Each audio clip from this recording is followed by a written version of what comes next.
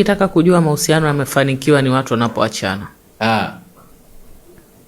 Kwa nini? Kuachana ni kwamba tumekaa, tumefikiria, tumeona hatuendani.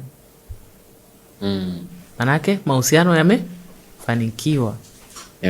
Yamefanikiwa kusomana tabia na kugundua kwamba sisi hatuendani. Sasa huko ni kufanikiwa ama ni kufeli? Ni kufanikiwa. Kufeli kwa mahusiano ni kuendelea na kulalamika. Yaani utakapotaka kututhibitishia kwamba wewe umefeli kwenye machaguzi ni kuendelea ikiwa huna furaha.